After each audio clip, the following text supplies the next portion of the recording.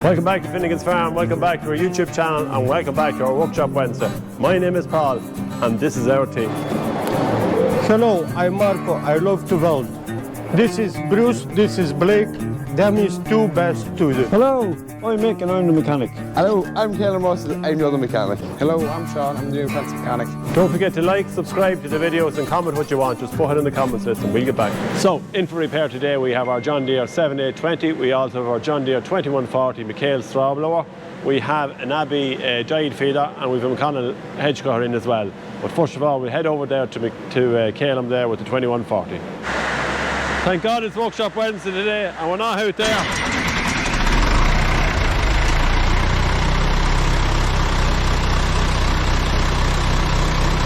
We have our 2140 in here also with the straw chopper.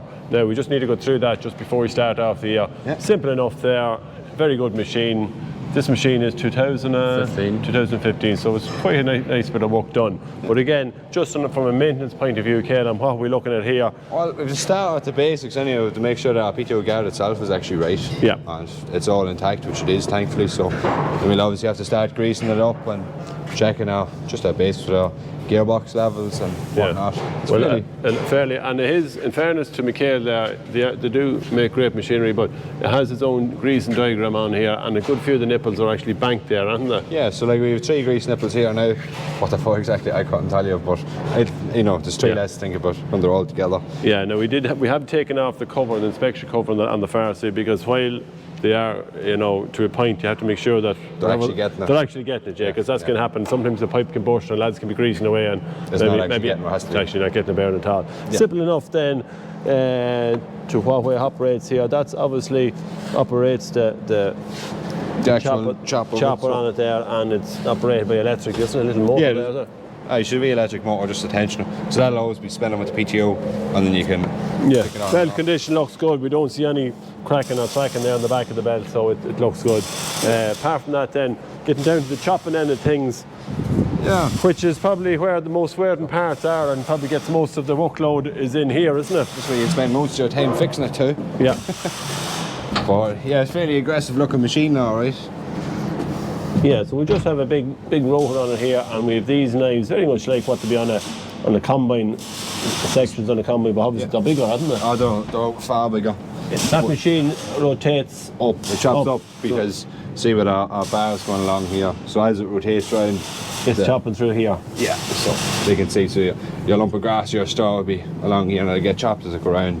Yeah. Now it only uses one side of the section, so it's blunt on one side and then they get chopped. But this will do this season. The next year then we'll have to put a complete new set onto it. Yeah, exactly. Moving floor looks good. Again, simple enough chain on both sides there, just to check that there's no bolts or anything missing on the chains there on the floor, on the moving floor, and that there is a nice little bit of tension on them there, which there is. I know on these walking floors, if they start running off square, they can be a nightmare. The back square, so she looks fairly okay. So just on the far side, we would have seen the grease nipples banked there. One of the pipes is running across here, and we're after taking this side cover off. And as you can see, it is getting plenty of grease there.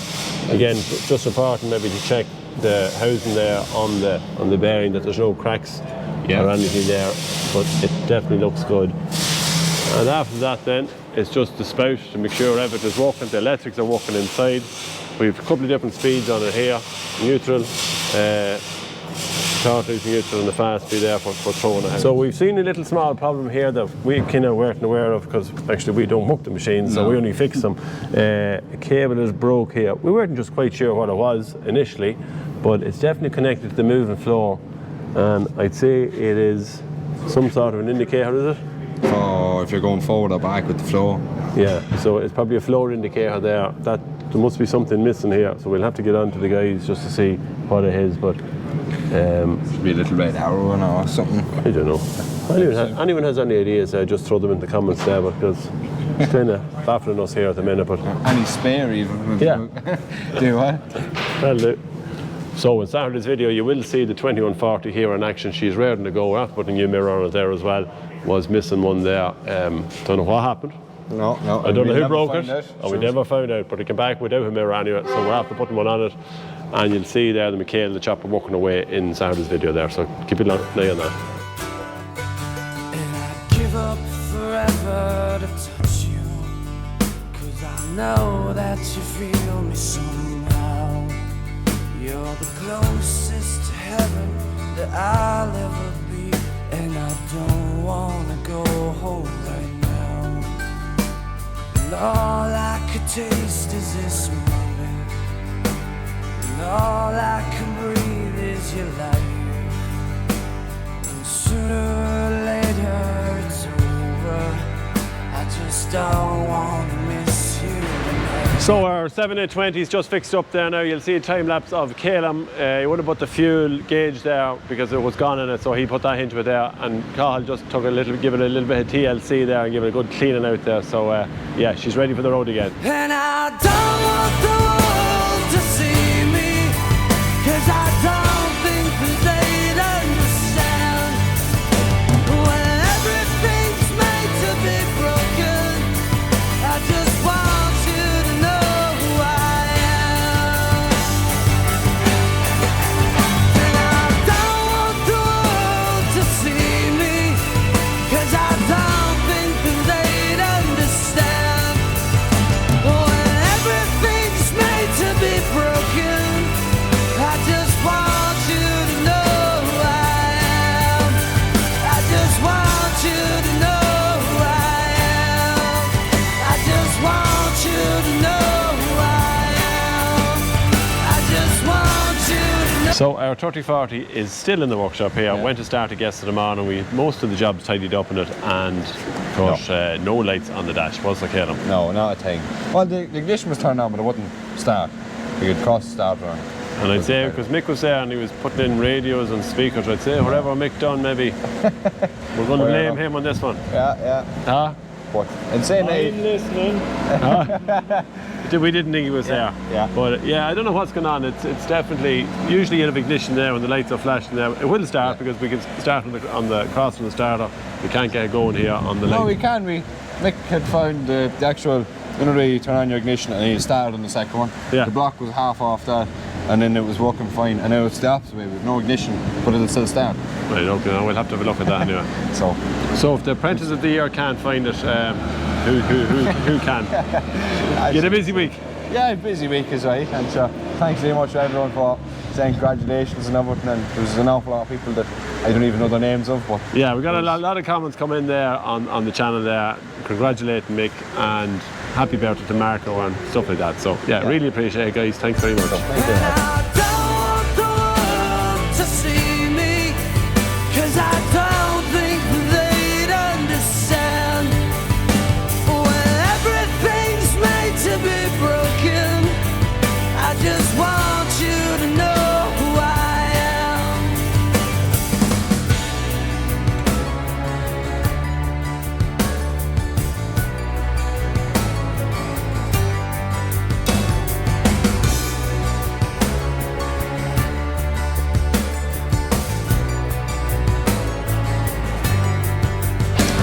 So the plan was to put the 3040 on the diet feeder. Went to start it, as we said, wouldn't start, so we had to put the 6820 on it. Now we had got a few instructions there from the cattlemen there. What actually we had to do with the Abbey feeder, and what did you do? Fuel, Yeah, well, it was all the little niggly bits. So the first thing was when you went to put it onto this tractor, there's a few wee issues with it being for you the scales and whatnot on the front of it that you can pivot. Yeah. It's far too close to the actual tractor itself. So I had to bore a new hole and a new hole for the wiring loom and push it back about 6 inches, because when you were turning, it was only, there wasn't 3 or 4 inches between it and the mudguard. Yeah, and so, even something as simple as the back wind on it, because with the struts that was on the one, it was only going up maybe at... it was hanging down. The struts weren't fit to hold it up. Struts were, we need to get bigger, probably heavier struts or longer struts that actually... Yeah, there's a 90-degree back window on them SG2 cabs, so it will go out of the way with the new struts. And then as well, just on the right-hand side on the flap, there's a gap that's in between it, and there's a piece of rubber that's supposed to be down. There was no piece of rubber, so when I think with the meal, it was able to fall down. You just leave a track up the passageway, so a new piece of rubber on the side of it. And after that, grease it up, check all our levels, and keep them man happy. Keep them happy, that's the main thing. That's the main thing. Yeah. So another small modification we had to do with the 3040 and the feeder was that the stand now was, because the tractor was sitting that bit lower on, or the feeder was sitting lower on this tractor, the stand was rubbing the ground, so Sean, you had a little job to do there. Yeah. We had to take the stand off and we had somewhere to put it then. Yeah, isn't this it? wee ladder going up to the top straws, so just put a wee ring on it, weld it on, and just Yeah. fit So that was your first bit of fabrication first here. fabrication here, yeah. Yeah, so. well, you never forget that. No. You won't. So yeah, so Sean fixed it up there, but just somewhere that we could hang the stand that at least it was still with the machine. Yeah. Good stuff. So we're here with a McConnell 6570T telescopic McConnell Hedgecutter. We're looking to put some signs on the machine itself for going out in the road there. Now these are the signs we had, and we just got a cover on them there. So I suppose the next problem was that where we're going to put them on the machine, because the signs are quite big, but we wanted big signs there for the side of the road. So we were looking around different parts of the machine, maybe on the tractor. Wasn't really, could have put them on the front of the tractor, but didn't want it sticking out on the front of the tractor. We wanted it to be part of the Hedgecutter. So we said we'd probably put them here in the back. Now this is just a test run here. Mark was out the welding 2 small brackets here, and we have a small little pipe here with a hole in it there, and hopefully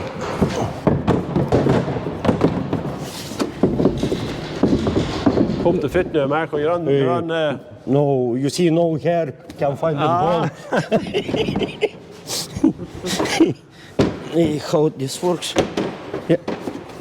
So there are 2 fine signs now. One is slightly bigger than the other one, and put the clip down.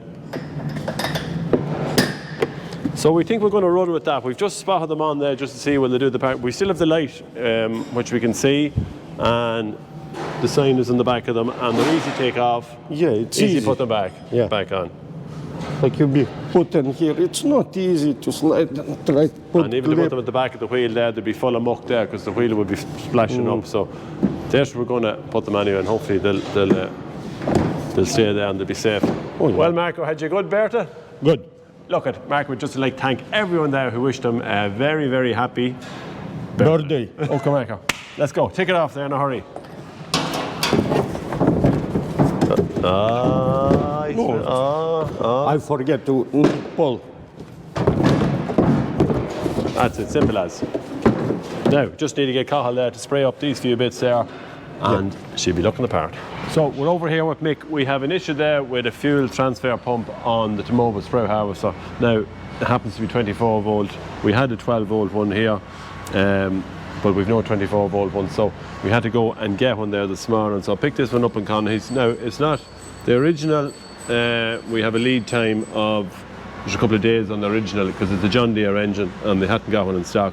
So we're going to have to put up something temporary here. So Mick is, what are you at here, Mick? Picking up a set of leads? Going on the weather outside, I'm trying to get as much as I can done here before we go to the machine. Yeah, because you can imagine now the sprout harvester is in the middle of the sprout field and it's the weather, well, it's lashing rain and there's muck all over the place and there's cat. And we decided we get the leads ready here. So basically what I've done is I've built up a long lead, that'll go over to the battery and it'll be just clipped onto the battery.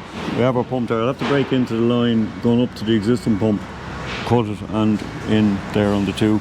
So we can check it here with the battery pack, and if I pull it out, just want to see what amps is it pulling.